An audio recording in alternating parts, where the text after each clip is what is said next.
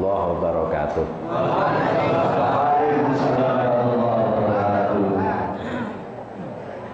Alhamdulillahirabbil alamin hamdan yuafi ni'amahu wa yukafi mazidah.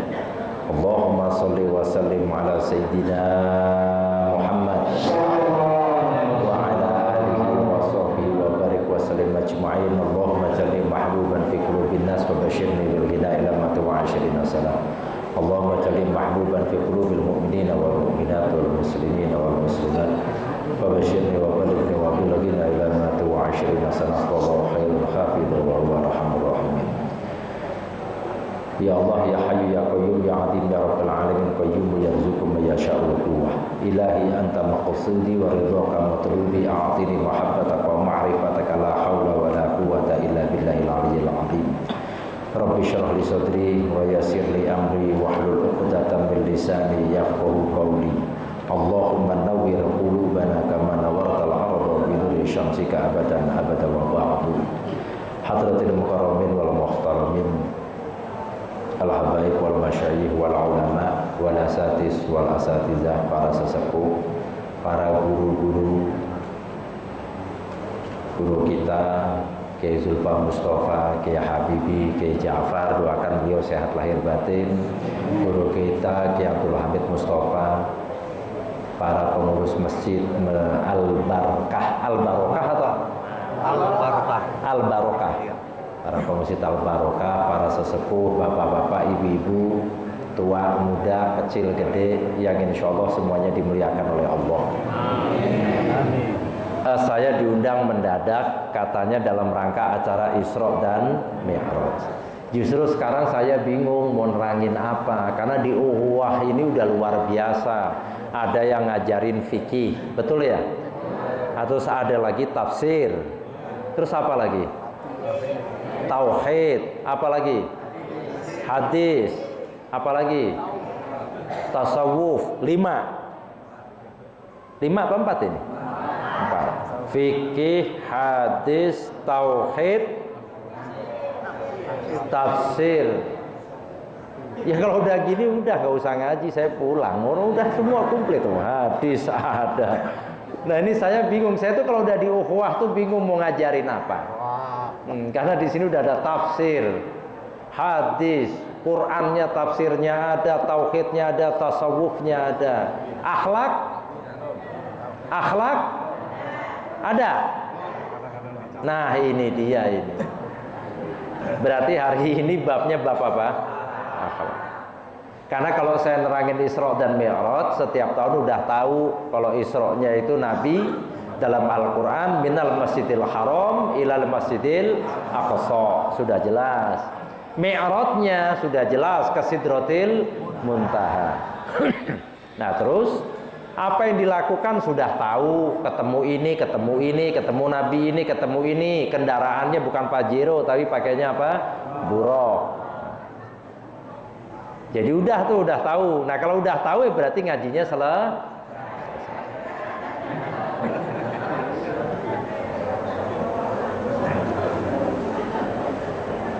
gini, hadiah yang luar biasa dalam Isra dan Mi'raj itu, yang paling luar biasa itu satu, sholat. Udah itu yang paling luar biasa, nggak ada lagi. Pokoknya yang paling luar biasa dari hasil Isra dan Mi'rajnya Rasulullah Shallallahu Alaihi Wasallam adalah sholat. Sholat itu gampang. Yang sulit itu ngeluarin duit. Coba dah kalau suruh sedekah ngeluarin duit, susah. Kalau sholat, jadi jangan bilang sholat itu susah, sholat itu gampang. Sholat itu ibadah mahdoh, ibadah yang murni, urusan kita sama Allah. Nggak ada satupun manusia yang bisa menilai sholatnya orang itu nggak khusyuk, sholatnya orang itu nggak ikhlas, sholatnya orang itu nggak bener, kecuali kalau kita belajar fikih memang ada syarat dan rukun sholat. Selama syarat dan rukunnya dijalankan, tahu batasan mana yang wajib, mana yang sunnah, tahu batalnya sholat, tahu waktunya sholat, jalanin sholat. Tapi giliran ngeluarin duit Coba dah. Ini kalau ukhuwah kayak begini. Ini saya kasih satu ide saja yang urusannya duit. Andaikan hari ini yang kumpul 200 orang. Yuk kita hitung matematika. Yang punya HP nanti boleh matematikanya. Kalau sekali kumpul di hari Ahad seperti ini, satu orang 10.000 saja. Berarti kalau 200 orang berapa? 2 juta. Gampang ngitungnya. 10.000 nolnya 4. 200 nolnya 2. 2 tambah 4 6. Berarti nolnya ada berapa? 6. 2 kali 1 berarti berapa? 2 juta. Oke. Kali 1 bulan berarti sebulan berapa? 8 juta ya? Oke. Kali 10 bulan 80 juta. Andaikan umroh itu per orang 20 juta, berarti bisa berangkatin orang miskin berapa orang? 4. Mana? Udah dijalanin belum? Khusus orang miskin ya. Jadi kalau ada yang kaya minta diberangkatin gratis, berarti dia apa? Nah. Kenapa ukhuwah nggak bisa jalanin begitu dengan jumlah jamaah yang sebanyak ini? Jangan sampai bilang, emang Buya pernah? Maaf, saya bukan takabur, saya itu udah berangkatin 22 orang umroh gratis dalam kurun waktu 3 tahun. Nah ini ukhuwah berapa tahun? Hei, berapa tahun? Berarti kalau setiap minggu 10.000 kali 1 bulan berapa? 40.000. Tapi bisa berangkatin orang umroh. Mana? Udah dibuktiin?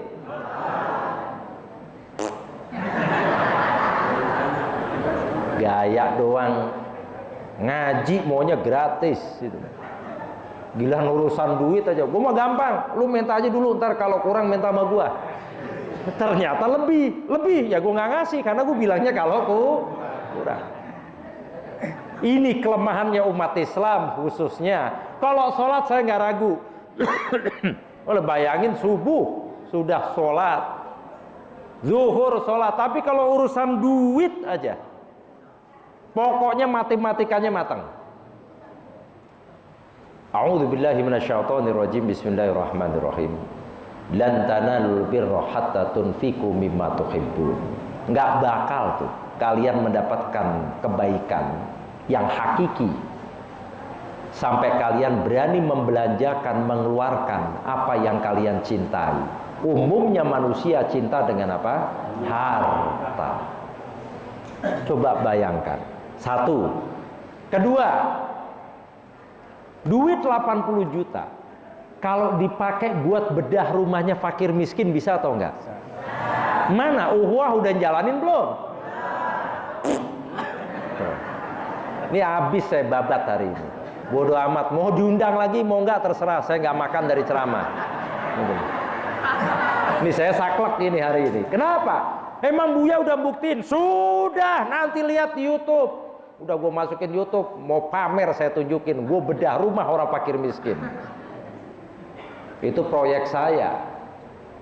Karena kalau segi ekonomi nggak ditingkatkan di umat Islam, kayak begini minyak sayur nggak ada stres. Kenapa ukhuwah nggak bikin koperasi khusus? Kenapa nggak dari dulu? Ini kan kumpulan luar biasa. Jangan cuma duduk ngaji. Tunjukkan semuanya. Yang repot ini sekarang berupa amalnya, prakteknya yang paling susah. Kalau ngaji modal pantat sama kuping. Prakteknya mana? Kasihan kiainya capek ngomong hadis, tafsir, Quran, tafsir, tauhid, apalagi nih? Hadis, tapi nggak dipakai. Orang tua kan usianya udah habis dipakai. Ini yang tua-tua dulu udah sih masa kadaluarsa kayak begini pakai buat Tapi ibadah tuh jangan hanya bicaranya zikir, tapi amaliannya penting. Ukhuwah nih kalau saya olah secara ekonomi luar biasa loh hasilnya. Cuma dibutuhkan 10.000 per orang. Tapi ingat, manajemennya harus bagus. Tunjukkan ke jamaah, buat apa ini duit? Buat kemajuan umat Islam. Bayangin kalau dari dulu ukhuwah berani ngumpulin duit, harga minyak sayur yang 20.000, ukhuwah beli subsidi ke fakir miskin cukup 10.000. Apa nggak luar biasa coba? Uteknya kita yang diutek kayak gitu. Ayo, nyesal nggak jadi umat Islam kalau begini terus? Jangan memperkaya diri sendiri, kanan kiri ini banyak fakir miskin. Lihat Abu Bakar As-Siddiq radhiyallahu an, Umar bin Khattab radhiyallahu an, sahabat-sahabat Nabi yang kaya, Abdurrahman bin Auf. Sayyidina Umar sama Abu Bakar nih selalu yang namanya beliau berdua nih saingan sedekah. Suatu saat Sayyidina Umar bin Khattab radhiyallahu an datang nemuin Rasulullah, "Ya Rasulullah, aku serahkan separuh hartaku untuk perjuangan Islam." Pas dia selesai ngomong, lihat Abu Bakar Siddiq masuk, ngintip dia. Gue mau tahu Abu Bakar Siddiq sama gue banyakan mana nih ngeluarinnya. Saingan ini berdua. Apa Abu Bakar Siddiq bilang? "Ya Rasulullah, seluruh hartaku untuk perjuangan Islam." Lalu Nabi tanya, "Bagaimana anak dan istrimu?" "Aku serahkan ke Allah." Pusing Umar bin Khattab itu. Kalah lagi gua. Bayangin kalau di ukhuwah begitu, datang ke kiai-kiai, "Kiai, aku serahkan seluruh hartaku untuk perjuangan Islam. Anak istri lu kasih orang aja udah." Tapi begini, jangan ikutin 100% imannya Abu Bakar dengan Umar. Bangkrut kita. Kita ini orang awam, ya sudah lakukan ittaqullaha mastata'tum. Lakukan takwalah kalian kepada Allah sesuai dengan potensi yang kalian punya. Coba pikirkan, saya itu kalau ngelihat ukhuwah, bingung saya. Padahal dana untuk sosial itu luar biasa. Berapa banyak anak yatim yang biaya sekolahnya bisa ditanggung dari kumpulan duit ukhuwah. Berapa banyak orang fakir miskin yang rumahnya bisa dibedah, yang rumahnya udah mau hancur, bocor, kropos. Dibedah sama kita. Cari fakir miskin yang ahli ibadah supaya tempat itu dipakai untuk keluarganya sholat dan ibadah. Jangan ngurusin masjid terus. Asal sumbangan masjid getol, tapi yang sholat nggak ada. Masjid sampai kapan? Penuhnya cuma Idul Fitri sama Idul Adha. Sudah, kalau masjid oke, masjid, tapi kehidupannya para fakir miskin. Dipikirin nggak orang yang ngurusin fakir miskin itu berdampingan sama Rasulullah? Saya buat program itu di majelis saya. Bedah rumah, sembako murah. Saya pikirkan keadaan fakir miskin. Kadal fakru ayyakuna kufron, tuh kata Rasulullah. Hampir-hampir kesusahan hidup bikin orang jadi kafir. Di otak kita hanya mikirin kemajuan masjid, tapi gak mikirin kemajuan umatnya Rasulullah. Gimana mereka mau datang ke masjid kalau perutnya lap? Kok tiba-tiba saya ngomong gini, Isra Mi'rajnya mana, ntar dulu, belum. Saya tuh paling kesal kalau ngelihat ada pengajian manajemen keuangannya nggak bener. Akhirnya semua minimarket, ukhuwah bisa buka kok minimarket. Ini tampang-tampang orang dermawan katanya.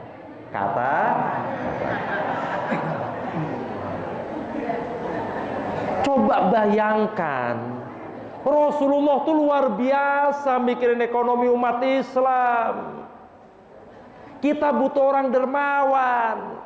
Gimana mau beli pedang, mau beli tameng, mau beli panah kalau nggak ada orang dermawan? Rasulullah tuh seneng kalau ngeliat orang Islam kaya, yang kekayaannya dipakai untuk perjuangan Islam. Ukhuwah ngumpulin duit, niatnya di hati satu, aku ngurusin umatnya Kanjeng Nabi. Gua ini nyumbang begini ngurusin umatnya Rasul. Siapa yang ngurusin umatnya Rasulullah pasti diurusin sama Allah urusannya. Kan Rasulullah seneng, ya Allah sepeninggalku ukhuwah di Tanjung Priok ngurusin umatku. Ini kok mikirin diri sendiri. Ngaji mah ngaji terus, amaliyahnya mana, prakteknya mana. Yang dipikirin diri sendiri, padahal kalau mati tuh mayat nggak jalan sendiri, minta digotong. Bayangin nggak kalau anak turunnya seperti itu, fakir dan miskin. Jadi mulai sekarang ukhuwah dirubah ekonominya, manajemennya dirubah. Adakan patungan wajib, jangan takut 10 ribu. Kok takut? Siapkan duit 10 ribu, niatin, ya Allah, memang duit ini nggak ada artinya dengan angka 10 ribu. Tapi kalau digotong oleh banyak orang, insya Allah bisa membantu banyak orang. 10 ribu berarti sebulan, kalau memang itu 1 bulan IC-nya 4 minggu atau 5 minggu, berarti maksimal 50. Atau bikin udah iuran bulanan nih, buat 4 minggu, nih buat 5 minggu. Catat, kumpulin itu duit, laporkan. Hari ini kumpul duit, tahun ini 100 juta, tahun ini. Pikirkan, dan jangan semuanya mikir, nanti kacau. Modal dagang aja. Ini tar dulu, kita tanya sama yang ahli, apa tujuan utama kita ngurusin umatnya Rasulullah. Mulai ukhuwah mikirin pangan, mikirin ekonomi orang. Ya Allah, siapa yang mau tinggal di rumah ambruk? Saya kemarin bedah rumah nangis. Itu rumah di dalam anak 2, suami istri tidur itu sampai suaminya tuh tidur itu duduk. Kenapa? Karena rumahnya banjir dan tikus itu lewat kemana-mana. Akhirnya bismillah saya dengan jamaah, yuk kapan lagi urusin umatnya Kanjeng Nabi. Dan ingat, yang saya bedah itu rumahnya seorang ustadz dan ustadzah yang dia ngajar ngaji tidak pernah terima gaji. Saya nangis, saya tidur enak.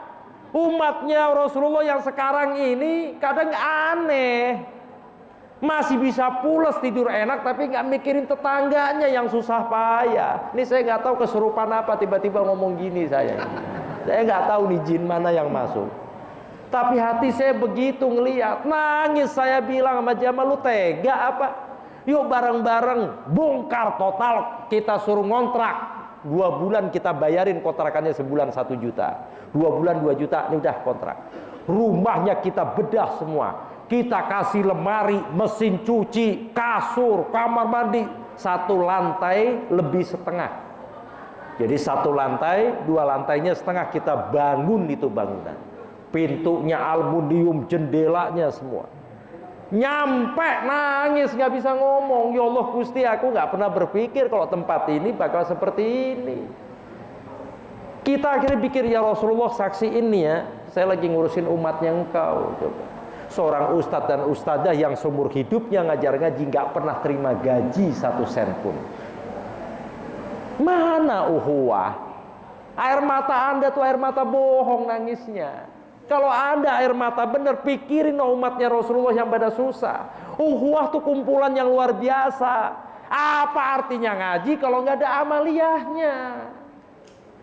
Cuma nangkas bu, kok nggak sadar sih? Boyo sampean semua duduk ngerenung habis sholat. Ya Allah Gusti, anak itu belum makan. Ya Allah Gusti, itu bagaimana hidup si A? Ya Allah, ya Allah, ya Allah. Megah-megahan bangun rumah, gaya-gayaan bangun rumah, tapi umatnya Rasulullah ditelantarin. Katanya umatnya Kanjeng Nabi, sedangkan Nabi itu paling cinta dengan para fakir miskin. Sekarang minyak sayur di TV saya lihat, ya Allah, seorang ibu ngantri minyak sayur sampai meninggal dunia karena kena penyakit asma. Dia punya asma, demi keluarganya mau makan, ngantri minyak sayur sampai meninggal dunia di tempat itu. Kenapa ukhuwah nggak mikirin sih? Yuk kita subsidi mereka. Bismillah, yuk pada patungan minyak sayur, biar nih orang fakir miskin, khusus fakir miskin, biar mereka bayar separuh. Makanan itu masuk ke diri mereka, dipakai buat sholat, bukan ke amal jariah yang luar biasa. Amal jariah bukan cuma ke masjid. Tuh ingat itu. Bayangkan kalau kita sodako fakir miskin yang ahli ibadah, masuk makanan jadi gizi buat mereka. Mereka sholat, mereka bisa kuat sholat, itu subsidi makanan dari kita. Rumahnya kita bedah, di rumah itu ada bacaan Al-Quran, di rumah itu dipakai buat sholat diri dan anaknya, berapa banyak pahala. Selama dia masih sholat di rumah itu, selama itu pahala gak berhenti. Mana ukhuwah? Saya nggak tahu, tiba-tiba saya nggak tahu. Saya mau bicara Isra Mi'raj dari kemarin, buka kitab Mukasyafatul Qulub, buka kitab ini itu nggak mudeng saya. Loh kok tiba-tiba kayak disuruh ngomong masalah keuangan? Kenapa takut bantu umatnya Rasulullah? Mulai nanti, mulai minggu besok, bikin itu, mewajibkan diri sendiri bahwa 10.000 ini kami pakai untuk ngurusin umatnya Kanjeng. Niatnya itu sudah. Apa fadilahnya orang dermawan yang seperti ini, yang doain bukan lagi manusia tapi para malaikat.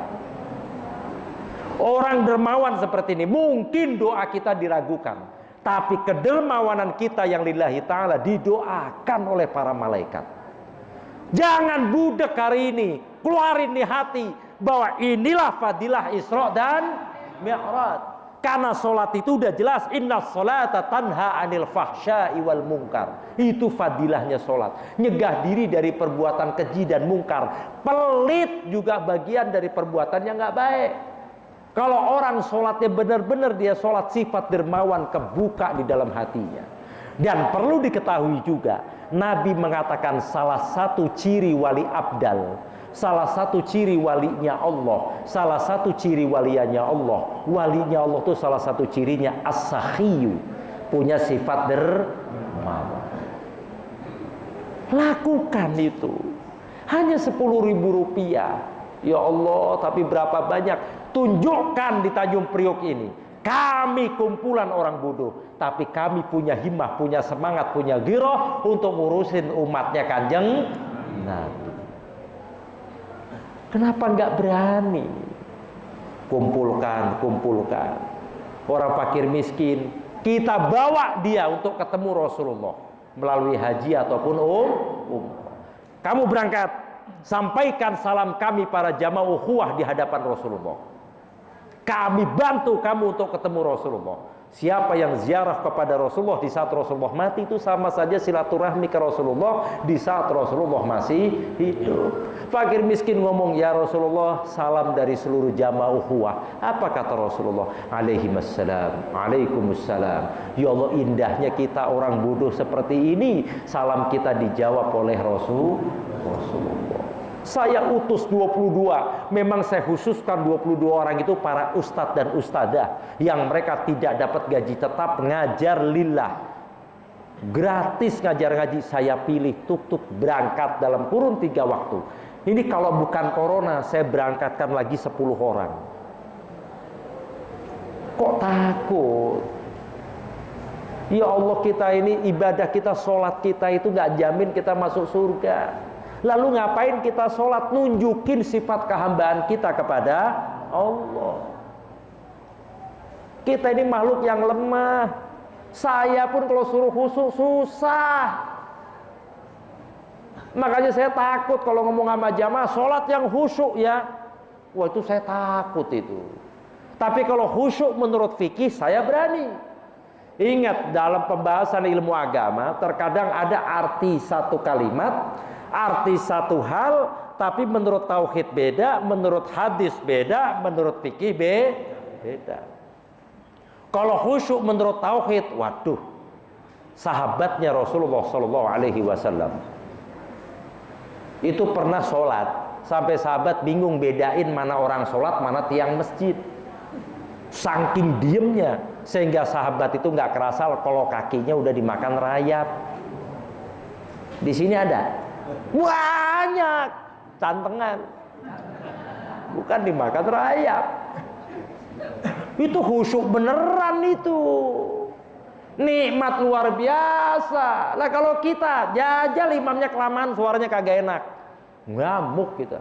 Dia elah nih suara udah ayatnya panjang, bacanya kagak enak lagi, nggak bedain mana kof mana kaf gitu loh. Baca kol-kolahnya mantap banget kayak orang cegukan, kolake, falake. Wah, ini luar biasa ya. Susah nyari khusyuk, tapi kalau khusyuk menurut fikih masih aman. Bahwal khusyuk indal fuqaha Apa itu khusyuk menurut ahli fikih? Kalau menurut ahli fikih yang namanya khusyuk itu ramyul basari ilal ardi wa saqtul a'dha wa khafdus sauti wa huwa al khudu'u wat tawadu. Yang namanya khusyuk menurut fikih itu kalau lagi sholat nih mata ngeliatin tempat sujud, jangan jelalatan. Apa contohnya mata jelalatan? Datang dah itu jamaah ukhuwah nanya ke kiainya, Pak Yai, saya mau nanya Kiai, di samping saya ada orang sholat telunjuknya goyang. Kalau saya jadi kiainya saya jawab, yang salah lu, kenapa sholat ngitip telunjuk lu yang lu liatin, ngapain ngeliatin telunjuk orang. Betul Bu? Udah ya, karena selesainya jam 8. 3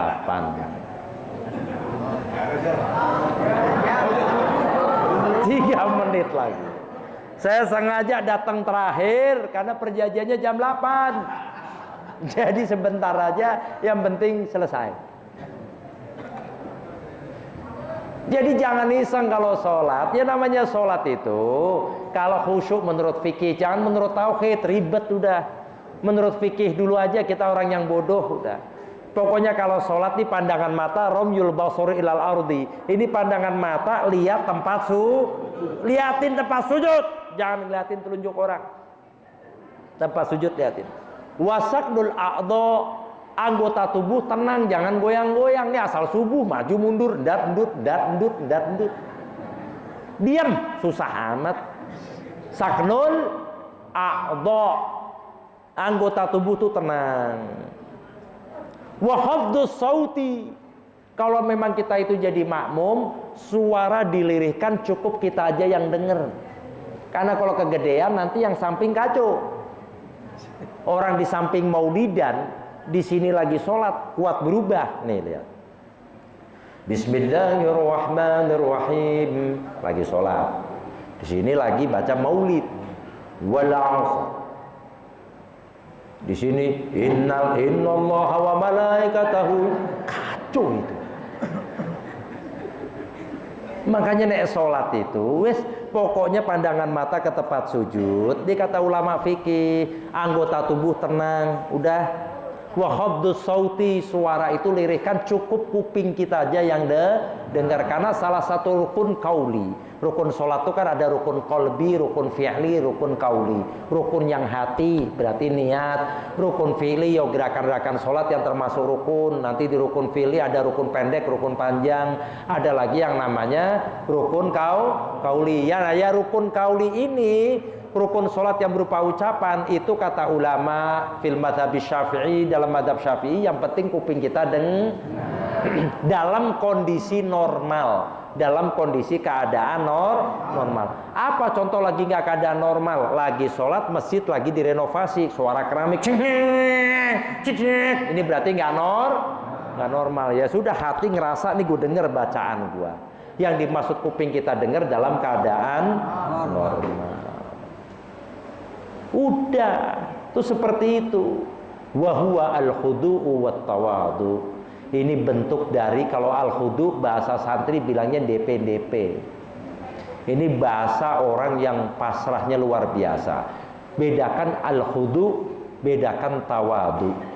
Al-khudu'u ruhut tawadu. Al-khudu' itu kalau kata Imam Ahmad bin Hanbal radhiyallahu an, itu seperti orang yang berada di tengah laut, kemudian yang dia pegang hanya sebatang kayu, nggak ada dia mengucapkan kecuali hanya ngemis kepada Allah. Nah itu seperti itu keadaan kita. Seakan-akan kita itu ngerasa waktu sholat nggak ada yang as-somad, nggak ada yang bisa jadi tempat kita bergantung kecuali Gusti Allah. Kalau bahasa Inggrisnya DP. DP apa? Pokoknya guru saya waktu ngaji bilang DP. Dulu saya bingung, tapi lama-kelamaan yang ngerti sendiri. Oh ternyata seperti itu. Jadi kalau bahasa Perancisnya pasrah bongkoan. Apa maneh?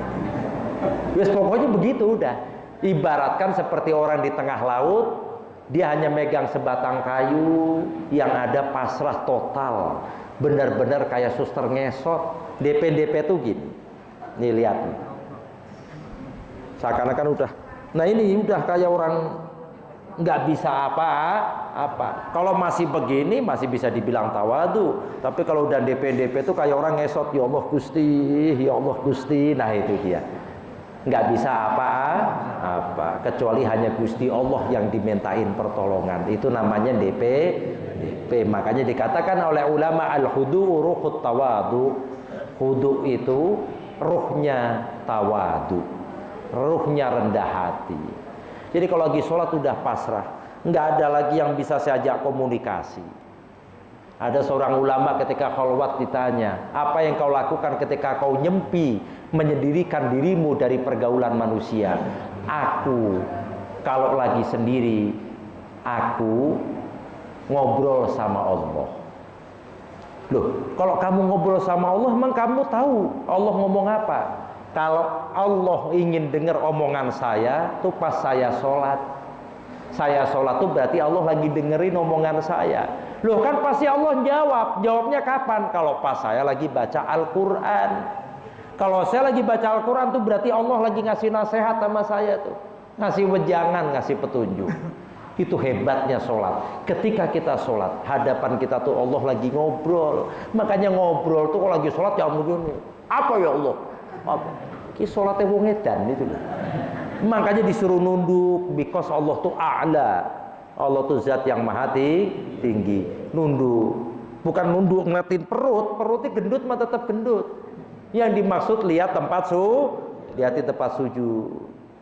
Rasakan di dalam diri kalau diri kita ini munculkan sifat muraqabah.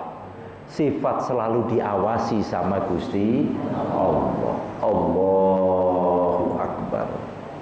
Lihat di tempat sujud. Bismillahirrahmanirrahim. Ngerasa benar. Kalau sudah punya sifat muraqabah, timbul rasa takut kepada Allah. Takut Allah kecewa, takut kita nyakitin Gusti Allah, takut Allah ngelihat kita seperti apa. Ketika sholat itu benar, itulah hebatnya Isra dan Mi'raj. Sehingga ketika tahiyat nggak ngeliatin telunjuk orang, telunjuknya yang dia lihatin. At-tahiyatul mubarakatus shalawatut thayyibatu lillah. Tahiyat akhir sampai sholawat termasuk rukun qauli. Telinga kita dengar, tapi jangan sampai ganggu orang lain. Sholat benar-benar nikmatin. Arihna biha ya Bilal, kata Nabi. Jadikan sholat itu Bilal. Saya tuh ingin rest. Sholat itu seakan-akan itu menunjukkan waktu istirahat kita. Benar-benar menunjukkan sifat ubudiyah kita, sifat kehambaan kita kepada Gusti Allah. Saking hebatnya itu sholat, butuh proses Isra dan Mi'raj. Ini berarti menandakan sholat itu sesuatu yang sangat luar biasa. Tidak ada satu ibadah pun yang benar-benar tulus menunjukkan sifat kehambaan kecuali dalam sholat. Hingga ketika kita sujud pun kita nggak sadar bahwa kepala kita yang selama ini kita pakai untuk berpikir, kepala kita yang selama ini kita pakai untuk memikirkan hal-hal yang penting, disuruh tundukkan ke tanah, tapi lubang dubur taruh di atas. Seakan-akan menunjukkan sehebat apapun lu punya otak, sehebat apapun lu berpikir, tetap itu lemah di hadapan Gusti Allah. Apalagi nanti ketika seseorang di padang mahsyar, itu yang disesali itu nggak ada lain, dia mengatakan, kenapa di waktu hidup aku tidak letakkan jidatku di tanah sujud kepada Allah.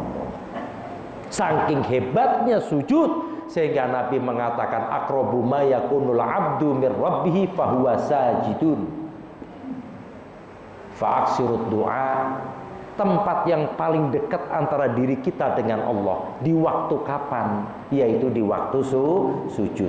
Maka perbanyak doa ketika sujud. Jadi percuma kalau saya cerita Isra dan Mi'rajnya Nabi, tapi hikmah dari Isra dan Mi'rajnya nggak diselami. Saya pun masih belajar. Saya ini nggak mau nasehatin, ngasih informasi aja. Makanya saya sampai mengatakan kalau khusyuk menurut tauhid, waduh.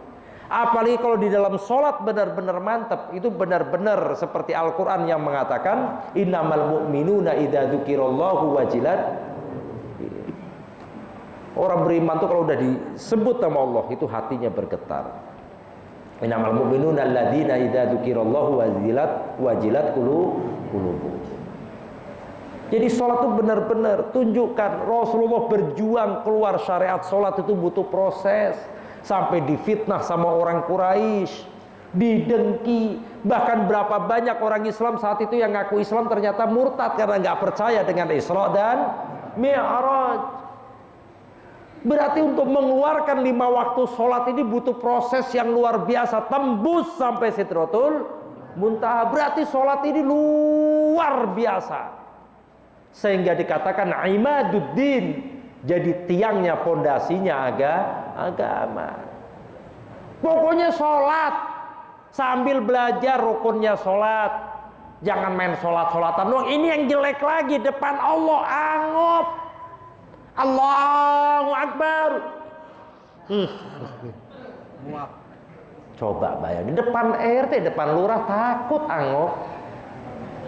Lah depan Allah angop, apalagi doa. Aduh, orang mah doa tuh lagi ngemis sama Allah. Amin. Amin. Ki wong edan semua ini. Ada lagi yang doa, kenapa sih kalau doa nyeplekin tangan iseng amat? Ayo. Amin. Amin. Ki opo gitu loh. Emang diem nggak bisa apa? Hei, diam. Ini kok plek-plek iseng. Amin. Ya ada. Kenapa kalau lagi doa pegel semua? Ayo ngaku. Udah lebih baik jujur daripada tadi malaikat nyatet. Ayo jujur kagak, gue catat nih. Ayo jujur. Kalau kita jujur ngaku salah, insya Allah dosa diampunin, derajat naik daripada gue kayaknya nggak gitu, gue kayaknya nggak gitu. Ya ngaku aja, emang gue sering nyeplek, bahkan sampai jari kaki. Habis itu ngurut sekalian. Kenapa sih kalau lagi doa semuanya pegel? Ketemu seorang polisi, ketemu komandan bisa siap dan diem tak. Kenapa sholat goyang? Kenapa sih? Mulai sekarang dirubah. Ayo kita ngerubah bareng-bareng. Udah doa-doa, jangan nyeplekin tangan. Udah amin. Amin. Kenapa mau nyeplek? Entar dulu, entar aja. Amin. Nih. Ayo coba kalau Jumatan, liatin aja teman. Oh iya benar nyeplek semua ya. Oh iya cepat. Ada yang apa sih itu loh? Entar habis doa baru plek, mau ngupil mau apa terserah. Gitu. Ini kan kita lagi minta sama Allah, ternyata banyak yang hilang dalam diri orang Islam itu akhlak. Akhlaknya ini pada ngawur. Padahal Nabi mengatakan nanti yang tempat duduknya paling dekat sama saya di akhirat nih nanti. Yang tempat duduknya paling dekat dengan saya nanti di akhirat, di antara kalian yang akhlaknya paling bagus. Jadi orang tuh kalau akhlaknya mulia ntar di akhirat duduknya deket banget sama Nabi. Siapa yang nggak mau? Coba. Makanya akhlaknya yang santun. Jangan cuma ngadepin orang tua kita santun, tapi lagi sholat juga santun. Pakai wangi-wangian. Jangan sampai sholat yang kanan kiri pingsan karena bau ketek. Lu kerja pakai minyak wangi lah, sholat ya Allah. Gede banget gue itu. Malaikat tuh hebat. Kita bau ketek masih dicatat. Coba. Ini kalau malaikat Allah kasih perasaan digampar lu, yakin. Bau, lu tuh bau, lu tahu. Makanya malaikat dikasih akal, nggak dikasih hawa nafsu. Kalau sampai malaikat dikasih akal, kasih hawa nafsu, lu pulang sholat mati semua, lu dicekek sama malaikat. Pakai wangi-wangian deh, ya Allah, apa susahnya? Tinggal enak sholat. Kita pun yang di samping yang tadinya sholatnya nggak mantap jadi mantap karena bau harumnya tubuh, dan itu sunnahnya Rasulullah itu. Ada beberapa benda yang katanya Anas bin Malik radhiyallahu an. Anas bin Malik ini luar biasa. Pelayannya Rasulullah semenjak kecil. Karena ketika Rasulullah nyampe di Madinah, ibunya Anas bin Malik, Ummu Sulaim atau Gumaisah, julukannya Ummu Sulaim, menyerahkan anaknya kepada Rasulullah. Ya Rasulullah, anakku Anas, aku serahkan kepada engkau, jadikan dia pelayan engkau dan suruh dia melakukan apapun yang dia mampu. Semenjak kecil. Makanya Anas bin Malik ini luar biasa. Semenjak kecil ngelayanin Kanjeng Nabi, semenjak kecil. Nah, Anas bin Malik ini omongannya dipercaya. Dia mengatakan apa? Ada beberapa benda yang kemanapun Rasulullah jalan, itu nggak pernah ketinggalan, selalu ada. Salah satunya apa? Minyak wangi. Saya pun sama. Karena kalau saya mau tahajud, ya Allah, saya ini umatnya Rasulullah yang belum bisa istiqomah tahajud. Apalagi mak-mak gerimis jam 3 malam sholat tahajud, suami belum pulang kerja ngelembur karena suaminya security. Tuh perempuan udah tua, anak-anak udah pada nikah sendirian, hujan gerimis, jendela belum kekunci, air netes, tis tis, jendela kreok kreok. Ayo lanjutin sholat apa tidur? Mau sholat pikirannya kandorwo, babi ngepet, kuntilanak, pocong, cuma kepikir sama dia. Kalau saya ditanya, sudahkah saya menjalankan sunnahnya Rasulullah? Saya katakan, saya mana yang bisa saya lakukan, mudah itu dulu yang saya lakukan. Salah satunya apa? Kemanapun saya pergi, saya berusaha untuk selalu membawa parfum atau minyak wangi. Saya bawa itu tiada lain karena itu sunnahnya Kanjeng Nabi. Saya ikutin mana yang saya bisa lakukan dulu. Tahajud, terkadang kalau saya nggak bisa tengah malam, ya udah saya pakai definisi fikih yang lain yang mengatakan yang namanya sholat tahajud adalah sholat yang dilakukan setelah sholat isya dan sebelumnya tidur. Pokoknya namanya sholat tahajud, saya pakai definisi yang itu, yang arti tahajud yang gampang aja buat saya. Pokoknya namanya sholat tahajud, sholat yang dilakukan setelah sholat isya, tapi sebelumnya tidur. Nah kalau saya habis maghrib tidur, bangun jam 8, saya habis sholat isya, kemudian saya sholat sunnah. Sholat sunnah rawatib, ya sholat sunnah saya dapat pahala tahajud, lumayan. Dah saya jalanin yang gampang dulu aja. Kalau sepertiga malam, waduh saya lagi ngopi sama ngerokok, begadang. Jujur, saya nggak mau bohong, daripada ntar saya bohong di pada mahsyar dibuka, apa bohong bu ya. Mendingan sekarang kalau saya dibilang pembohong, kapan gue bohong? Emang itu adanya, jadi ibadah sunnah mana yang bisa lakukan, saya lakukan. Minyak wangi, ya udah itu yang ringan. Apalagi orang tua saya pesan lu belajar jaga wudhu ya. Dari SMP saya dipesan almarhum orang tua saya, lu berusaha untuk tidak batal wudhu. Makanya alhamdulillah dari SMP saya berusaha, kapan pipis saya wudhu, kapan kentut saya wudhu. Wudhu tuh gampang, nggak harus pakai keran gede-gedean. Ini kan sering kita berantem gara-gara apa? Kita wudhu di tengah, yang lepek yang kanan kiri. Kenapa? Kerannya kekencengan. Pas tangan cres, sono muncrat, terus kena, cres, rot. Lah ini wudhu gimana?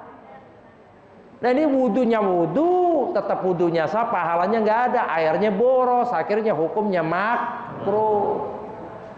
Minta sama kiai praktekkan wudhu, cukup dengan pakai air kurang lebih 600 mili, seukuran aqua tanggung pakai buat wudhu. Oh praktekkan, ada Kiai Hamid suruh praktekkan, Kiai Zulfa, Kiai Habibi.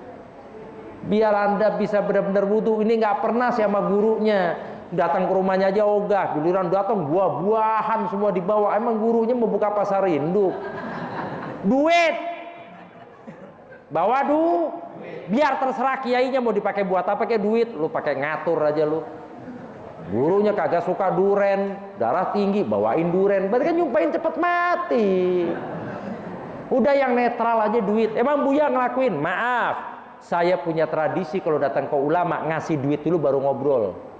Jadi ulama tahu megang, tebel, ngobrolnya mantep. Ya kita kan kagak.